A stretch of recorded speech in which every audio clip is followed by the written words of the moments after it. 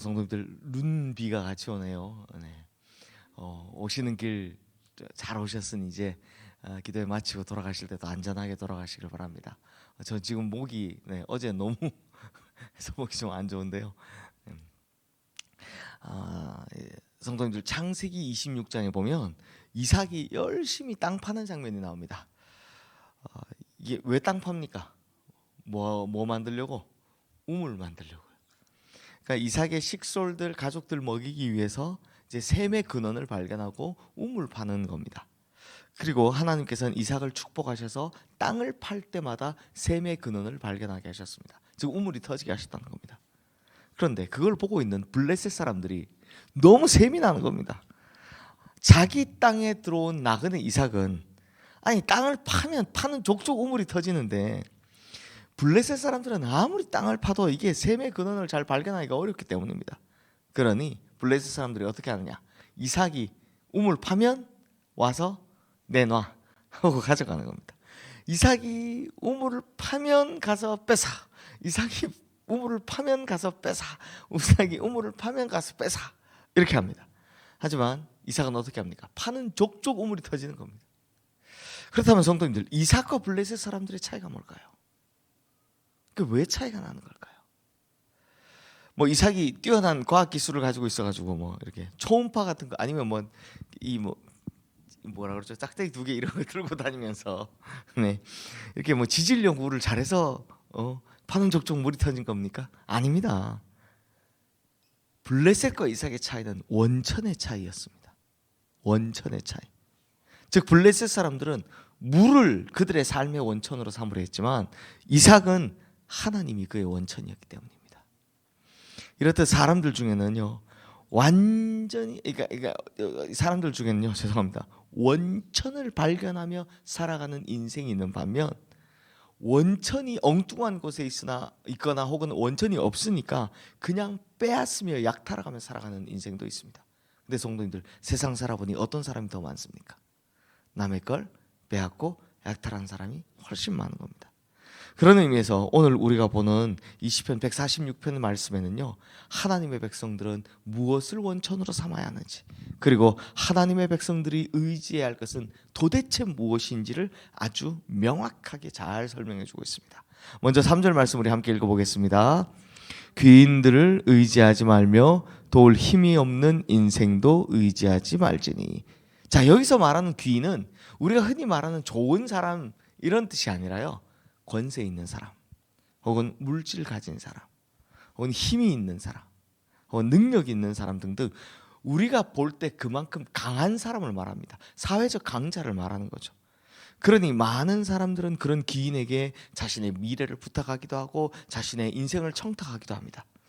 그러면 그 귀인들은 어떻게 생각하냐? 이게 참 사람들이 그런데요, 마치 그 사람의 인생을 자기가 어떻게 해줄 수 있는 것처럼 생각을 하기 시작합니다. 자기가 다른 사람의 인생을 좌지우지할 만큼 힘과 권세와 능력이 있다고 생각하는 겁니다. 흔히 듣는 말이죠. 내가 다 해줘서 그렇게 잘 풀린 거다. 나 없었으면 이미 끝났다. 이런 말 우리 들어보신 적 있죠? 하지만 문제가 있습니다. 무슨 문제가 있냐? 사람은요, 한계가 명확하다라는 겁니다. 4절 말씀 우리 함께 읽겠습니다. 그의 호흡이 끊어지면 흙으로 돌아가서 그날에 그의 생각이 소멸하리로다. 자, 우리가 믿고 의지한다고 하는 사람 역시 사람입니다. 귀인 역시 사람입니다. 그도 호흡이 멈추면 삽니까 죽습니까? 5분 이상 못 가는 사람이고요. 죽으면 불사의 몸입니까? 죽으면 흙으로 돌아가는 우리가 똑같은 인생일 뿐입니다. 아무리 큰 권세를 가졌어도 사실은 특별한 존재가 아니라는 겁니다. 어차피 그나 나나 영원히 살 수 없는 인생이고요, 그나 나나 똑같은 하나님의 피조물일 뿐입니다. 차라리 잠언에 나오는 말이면 죽은 사자가 산 개보다 못하다고. 그도 죽으면 가지고 있는 그 엄청난 권력도 무상해지고 그가 죽으면 넘치게 소유했던 물질도 한 푼 못 쓰고 사라지는 연약하고 불쌍한 존재가 될 뿐이다라는 겁니다.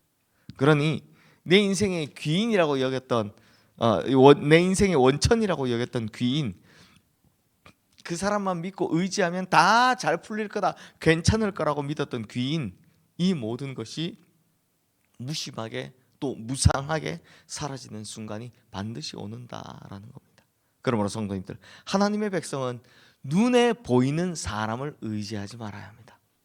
흙으로 빚어진 육체, 또 호흡이 코에 있는 인간은 언제든 무너져 버릴 수 있는 먼지 같은 존재이고 언제든 사라져 버릴 수 있는 연기 같은 존재이기 때문입니다. 그러니 하나님의 백성은 삶의 원천을 영원하신 하나님께 두어야 하는 겁니다. 영원하신 하나님. 자, 5절 말씀 보십시오. 함께 읽겠습니다. 야곱의 하나님을 자기의 도움으로 삼으며 여호와 자기 하나님에게 자기의 소망을 두는 자는 복이 있도다. 자, 하나님 백성들의 삶의 원천은 결국 누구라고요? 하나님이어야 한다는 겁니다. 하나님을 삶의 원천으로 삼고 하나님을 의지하는 자는 시편의 주제죠. 복이 있는 인생이 된다는 겁니다. 그런데요, 근데 이거 그리스도인들에게 너무나 당연한 말씀입니다. 사람을 의지하지 않고 하나님을 의지해야 한다. 이게 모르는 사람 누가 있습니까? 수도 없이 들어왔고 우리도 그렇게 믿고 있습니다. 그런데 문제는 머리로는 알고 있는데 실제로 하나님을 완벽하게 의지하면서 하는 것이 쉽지 않다는 겁니다. 왜요? 사람은 당장 내 눈앞에 보이지만 하나님은 아무리 해도 내 눈에 보이지 않기 때문입니다. 그러니 사람이 가진 권력은, 권세는 충분히 우리의 눈을 현혹시킬 수 있습니다. 밤에는 아무리 찾아도 하나님은 보이지 않습니다. 아무리 불러도 하나님은 대답하지 않습니다. 그러다 보니 보이지 않으시는 하나님, 묵묵부답의 하나님, 손에 잡히지 않는 하나님을 믿는 게 어려운 겁니다. 쉽지 않습니다. 반면 사람의 권세는 당장 우리 눈에 보이고 우리 손에 잡히니까 우리 시야를 어지럽히기에 충분하죠. 그러면 성도님들, 어떻게 하면 하나님을 볼 수 있을까요? 어떻게 하면 하나님의 존재를 느끼고 인식할 수 있을까요? 그거 너무 중요하잖아요. 방법은 딱 하나, 믿음의 눈으로 보는 수밖에 없습니다. 믿음으로 하나님을 보고 믿음으로 하나님을 느끼고 믿음으로 하나님을 만지는 것이 유일한 방법입니다. 그리고 우리의 믿음을 열어주는 유일한 길이 하나 있는데 그것이 바로 하나님의 말씀이다 라는 겁니다. 하나님의 말씀을 의지하고 그 말씀 따라가다 보면 그 말씀 통해서 하나님을 만나게 될 것이고 그 말씀 통해서 하나님의 음성을 듣게 될 것이며 그 말씀을 통해서 우리 곁에 친히 임재하시는 하나님을 느끼고 경험하게 된다는 겁니다. 이건 경험해 보셔서 아시지 않습니까? 마지막으로 우리 10절 말씀 함께 읽겠습니다. 시온아, 여호와는 영원히 다스리고 내 하나님은 대대로 통치하시리로다. 할렐루야. 하나님을 의지하면 그때부터는 하나님께서 직접 나를 다스리시고 통치하십니다. 그러니까 내 인생을 직접 주관하신다는 겁니다. 그러니 이렇게 하나님께 인도함을 받는 인생이 어떤 인생이다? 복 있는 인생이다 라는 겁니다. 그러므로 성도님들, 우리 생명의 원천이시오, 우리의 삶의 원천이시오, 그리고 복의 근원 되신 영원하신 하나님 한 분만 붙들고 의지하는 우리 모든 성도님들 되시기를 주님의 이름으로 축원합니다. 이 시간 오늘 주신 말씀 기억하며 함께 기도하겠습니다.